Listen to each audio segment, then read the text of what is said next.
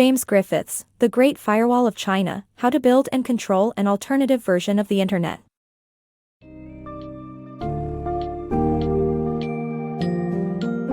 Embark on an eye-opening journey through the intricate and dark world of China's internet censorship with James Griffiths, The Great Firewall of China, How to Build and Control an Alternative Version of the Internet.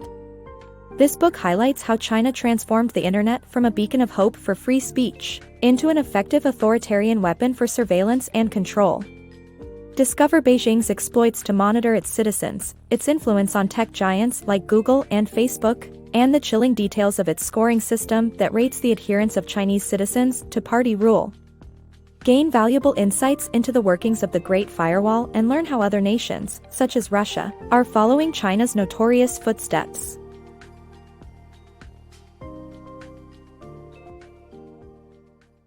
China's internet censorship. Journalist James Griffiths exposes how China's government controls the internet to maintain power, rather than promoting free speech and democracy as previously hoped. Through examples of censorship and surveillance, Griffiths shows how the internet is a tool for authoritarian control and silencing dissent. China's online monitoring system. China initially saw the internet as a tool for academia with only 2,000 people accessing it in 1994. However, by 1996, people were barred from using it to contest the government.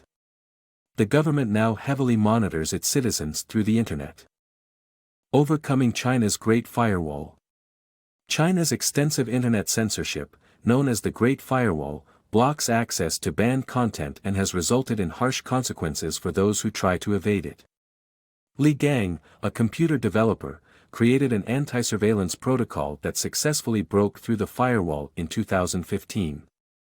However, the Chinese government threatened to arrest him if he continued to develop the protocol. Despite this, he paved the way for internet freedom and inspired others to follow in his footsteps.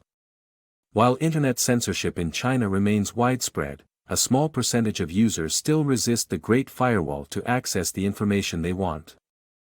Chinese authorities' iron fist on internet usage. In 2005, Li Yuanlong dared to criticize China's leaders and praise the US.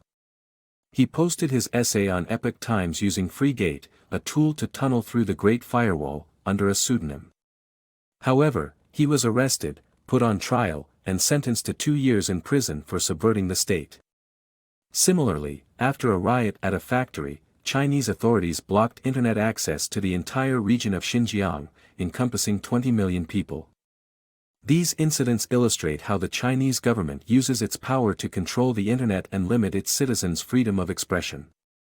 Unveiling China's grip on tech giants. In the early millennium, American companies such as Yahoo, Google, and Microsoft initiated search engines and social media platforms in China, seeking to revolutionize the digital space, but the government had other plans.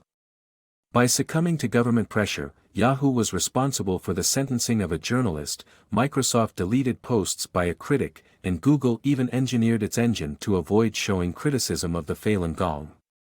The retreat of Silicon Valley companies made space for Chinese tech giants such as Baidu, which overtook Google, and eventually resulted in the ban of Facebook, Twitter, and YouTube under the guise of maintaining national security. China's digital authoritarianism. Chinese tech firms such as Huawei, Baidu, Tencent, and Alibaba are aligning with the government's ideological security policies, putting personal privacy and censorship concerns at risk. Baidu alone has registered 3,600 members of the ruling party to monitor the country's internet. Additionally, Tencent and Alibaba collaborated on a scoring system that ranks citizens' adherence to the Communist Party's guidelines using WeChat and Alipay data. This social credit system rewards citizens with the highest scores perks like flight upgrades and loans while punishing those with lower scores with higher prices and denied services. The power of social media in China. The censored high-speed train crash in China led to Weibo, a Twitter-style platform, becoming a channel for people to criticize the government's cover-up. The Chinese language helped bypass keyword filters set up by the government.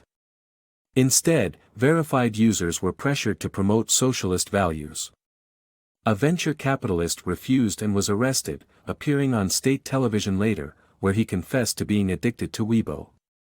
Even though Weibo still exists, users communicate via codes, like May 35, referring to the Tiananmen massacre.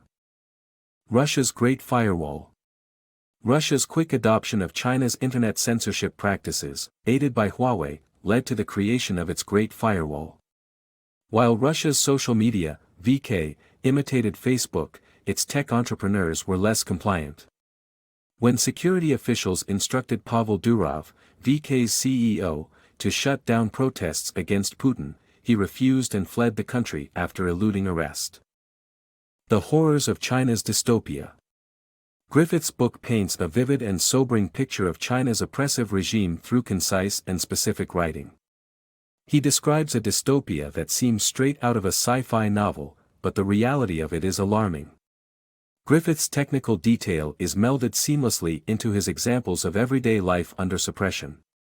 The author highlights that China's example is being emulated worldwide, and the urgency to address it is dire.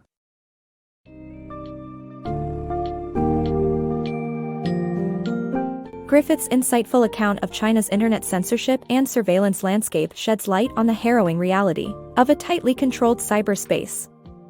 From the Great Firewall to the unyielding control over local and international tech giants, China's firm grip on the digital realm is an alarming manifestation of a surveillance state.